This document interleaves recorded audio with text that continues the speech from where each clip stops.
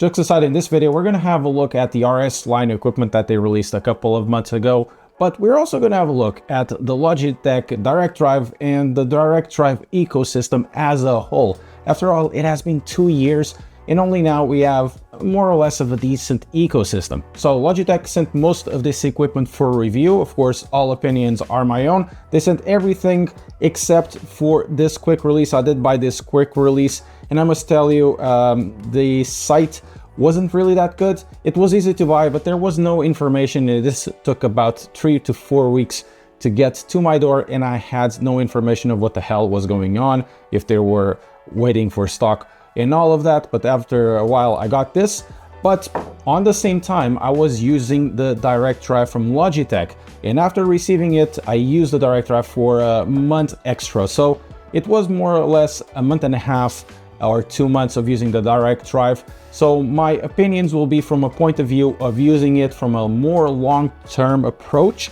adding, of course, the new equipment that Logitech released. We're gonna have a look at each specific unit and talk about what I found about this. This is the Logitech RS shifter and Handbrake. It is not a regular gated shifter. This is a sequential shifter that if you change the positions, you remove the handle and put it on the other position, it becomes a handbrake or vice versa. This is 129 pounds, and in my opinion, this is actually a really good deal from what you have here, not only in terms of usability, but also in terms of quality. And this is actually a very thoughtful piece of equipment. However, I still must say that a new gifted shifter is missing from Logitech's line, and this only partially fills the gap that is needed there, but the part that is filled is actually pretty good. So 129 pounds, there are very nicely done little things that you look at it, you don't feel it as much, but it's actually pretty good. And one of them is actually the mount. The mount can be used in multiple ways. It can be mounted like this. So you use the mount and then you clamp it. You can put the mount below because there are 6 holes over here. And you can also use this 6 holes for another type of sim rig mount. Or you can use this. If you have an extra shifter, you can put another mount or another shifter on top of this mount, and you can use the shifter in tandem. And this is pretty cool. The only thing I really don't like about this specific shifter is that the cable is not removable. So it is a little bit of pain in the butt because it's a really quite a big long cord, and sometimes you want to cut the size of the cords by using a shorter cord. This is actually quite sturdy. It's hard plastic. It's not metal, it's hard plastic, but it has some heft. The internals actually sound really good. It's well built, there's no creaks or creases or something like that. And in terms of sequential shifting, this has actually a really good shift. If you can hear it, you can hear a really nice clank, and it feels that it has a good actuation. You have a very positive feeling through the shift. It is quite nice. However, I think the part of the handbrake is the part that doesn't feel really as nice. It kind of feels like a bit dampened, a bit soggy at times. It's hard to explain it. It doesn't feel like it is as engaging as other shifters that are out there, including the very bad Fanatec Club Sport handbrake, which I find it's superior as a handbrake. Not in terms of reliability, because that thing is pretty bad, but you know, in terms of feel, it's really not my favorite shifter. There are much better out there, not shifter, handbrake, that are much better out there. However, this is 129 pounds and serves 2 purposes, and it's extremely well built. So in terms of performance, I actually liked it really a lot, and if you put it on price, it just makes it so much better. However, then there are the mixed messages, and this is one of the mixed messages of Logitech's new equipment line. So the hub. Now there are 2 versions of this hub. There's the PlayStation version. That means there's no chip on the hub. You should have the PlayStation wheelbase if you want to get the PlayStation compatibility. That will be 119 pounds, which is not that bad at all. And then you have the Xbox version, which will have the Xbox chip. That means if you buy that and you have a PlayStation version wheelbase, you can have the compatibility with the PlayStation, with the PC, and also with the Xbox if you use this. To support the launch of the hub, Logitech has released 4 wheels, 2 from the Logitech line, which will be this one, this round one with an open top. Each one will cost $59.99 or $69.99 dollars or pounds, and then two from the Momo line that will be more expensive, including one that will be 330 millimeters and another one that is open top. In terms of builds, the wheels are actually really well constructed. They'll feel super tough, and the hub actually feels super tough in terms of construction. However, there is an issue that you cannot put any wheel that you want in this hub. It has to have these specific patterns, because there's two buttons over here, two buttons over here, and also the D-pad. That means even though this has a 6x70 hole pattern, that means most of the wheels won't be compatible with this hub unless you have a Dremel and you cut them open. Or if you want something else that is compatible with this, you can find these MPI or Max Pappas Industries SimMax wheels that will be compatible with most hubs and also with the hubs from Logitech. These are really nice wheels. I will have a review on these soon and other stuff from MPI as well. In terms of construction, I don't have a thing to complain about this hub. The hub is well built. I really love the buttons. The buttons have that feel that you have from controllers, that the domes are really polished and they feel just nice. It has a nice click. The buttons are, relatively well constructed. For the price. You have to remember that this price is actually pretty affordable. They have a good click, everything feels right in place. There's nothing really to complain about. Even at the back, it has nice shifters with nice clicks. This wheel actually sounds good. And, it also has a LED rev light. But why do I say this is kind of a missed message? Well, if you buy a wheel base that already has the Logitech wheel, the original one, like this one, in my opinion, there's really no point to buy the hub, because they offer exactly the same functionalities. It's not the case if you're, for example, if you buy a Mozza or Fanatec, you have a wheel that comes with their wheelbase, and then you buy a wheel that will have a completely different format, that will have more buttons that you can use. In this case, in reality, it can be seen as a downgrade, because on the back, there aren't any clutches. Obviously, there's the case that you can make that there's really no need for clutches, and then you can save some money on not having clutches. But from a point of view that you already have a wheel, going towards this one, it will feel like it's a downgrade. Even the quick release at the back feels like a downgrade, because it's not the same quick release where you just pull it in or put it in and actually engages the quick release.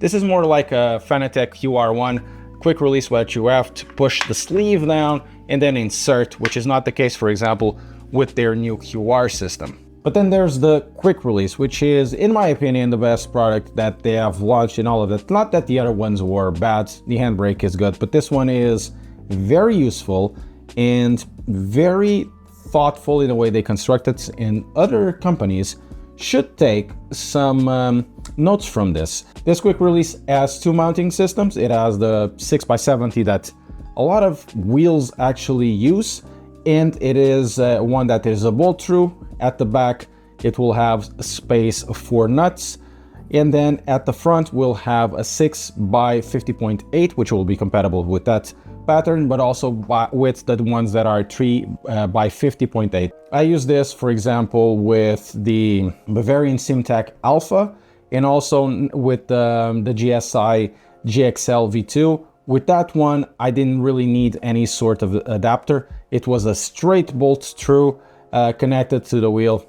Very simple to use, and incredibly simple to make sure it is sturdy. Also, in terms of the quality of the quick release, this quick release is one of the auto engagement like the old wheel has. You just push the quick release and will auto engage. You don't have to push the sleeve back. So this quick release will have inside electronics. You do see inside, the pins to connect to the wheelbase. The wheelbase will detect this is a quick release. So that means essentially this quick release will open up the Logitech ecosystem with the direct drive wheels incredibly wide. And then there's the Logitech wheel. Man, it's really big. I know I can make a lot of jokes with it, and I make it in the past. Let's make another one. Instead of doing Yo Mama jokes, let's do Yo DD jokes. Like, Yo DD is so big that it doesn't fit in sim rigs. Or, and this is a true story, Yo DD is so big that stands in front of a lot of real estate on a TV, and that happened with me, and that's a problem with the size of this thing, is that even though I have a big TV, a little bit, actually quite a lot of it, at the bottom was covered with this huge carcass of a unit. You know, this might be something for those of you that are building a new sim rig, or have already a pre-existing sim rig, and you use the monitor behind the wheel. This will cover it. But first we have to talk about the price. The price of it overs if you just buy the wheelbase between £549 to £629 or dollars, more or less, depending if you have the PC version or the PlayStation version. Or if you buy the wheelbase with the wheel, it can be $799 to $999 for 11-meter wheelbase, which is something that in this day and age is actually quite a lot. You have to remember stuff like, let's say the Mods R12, it is $499 thereabouts. Fanatec has the Club Sport DD 12 nm, $799. Then Alpha U is more or less the same price, or the Alpha Mini. Then you have the La Prima, which is a little more expensive. So in terms of price, the Logitech wheel is actually quite competitive, except if you buy the wheel, you know, instead if you buy this one. It's actually quite competitive in terms of price for the power that it produces. But once again, I think the wheelbase is incredibly underrated in terms of force feedback performance. I've used this wheelbase, you know, constantly on and off. I ever so often downstairs I play Gran Turismo 7 with it, but over the course of month and a half, I have exclusively the wheelbase in my sim rig. The disadvantages that I found with it were mostly two. One of them we talk about, which was the, you know, the huge size. The other part is actually the lack of power for some of the heavier wheels that you can put using the quick release, because this quick release is good, but it's also quite heavy. There are a few things to talk about the force feedback. Of course, every force feedback will be different between companies. For example, Fanatec one is incredibly crisp with the Club Sport DD. Asetek does very similar things. Mozza is trying to copy it, but it's arguably a little bit slower. And then this one tries to do things a little bit different. It feels a little more grainy. It tries to bring a little more detail through the steering rack. And then you add on top the True Force, which a lot of people will think it's a gimmick, but in my opinion, it is really not. It really depends on the game and how much you have it prepared on your sim rig and configured on your sim rig. It can feel like a gimmick if you go over it, over a certain threshold. And in the case for True Force, it is more of a less is more kind of deal. I tried it on iRacing, and iRacing is exactly the same deal. It's able to give you all the information that you need, and something that I really wanted that other wheelbases did. For example, the loss of slip. True Force does loss of slip really well. The ABS details are actually quite present. It gives you a very low frequency hum that transfers through the sim rig actually towards your feet as well. It's not something that is going directly there, but you feel it through the chassis going towards the feet. It is plenty fast enough to do drifting. In reality, it's one of the best drifting experience that I have, because out of the box, it's actually quite good. It has just enough dampening, and you don't need to change the dampening at all, because it's really not that fast of a wheelbase compared to the Fanatec, for example.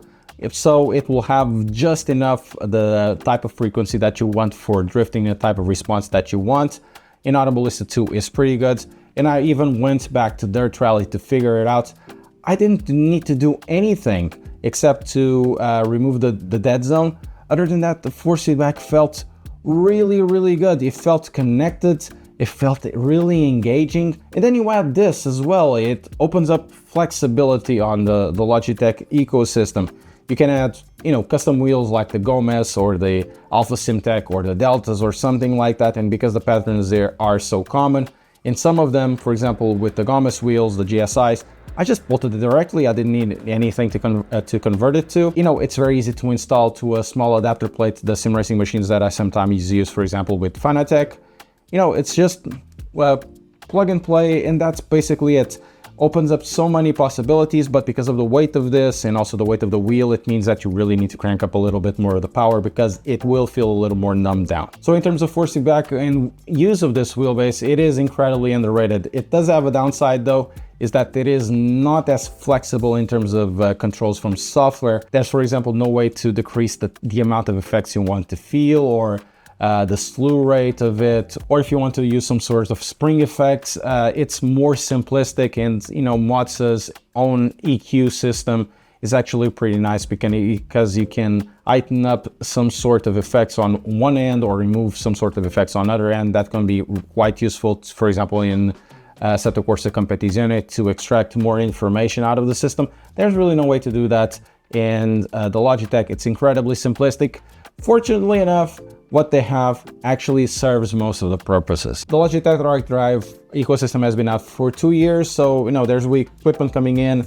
Let's talk a little bit about conclusions, and in my opinion, they're welcomed products, but arguably there's still a lot missing in it. One of them will be the H shifter. It really is needed. You don't really want just the Logitech G Series shifter, and in my opinion, there are also some very missed shots here, and that missed shot is this hub.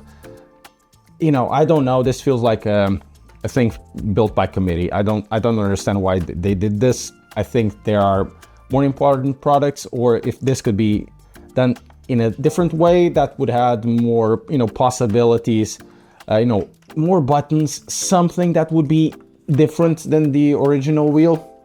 So it feels like a missed opportunity, even though that the price that they release everything, especially the shifter, it's really not that bad. So, $129 for a shifter. I would say, I can even say to myself, yeah, that's something that I can buy. It's not a shifter for $150, $160, $200 sometimes that you see. It's a good quality shifter, and it really doesn't break the bank. And ironically, the best product they released, I think it's the quick release, because it opens up the horizons of usability of the direct drive. And the direct drive, once again, has excellent force feedback, and this helps you to have more choice, because the hub came in no other wheel like a Formula or a GT wheel, and this actually opens up the possibility of using high-end wheels in this, or if you just want a big wheel, you can just put it there, because you won't be able to use it on the hub, even though the hub is well constructed and it's actually pretty okay in terms of price. So these are my opinions. If you enjoyed the video, don't forget to press like and subscribe, and also tell me below your opinions about the Logitech ecosystem, the Logitech Direct Drive base, and also tell me your best YoDD jokes.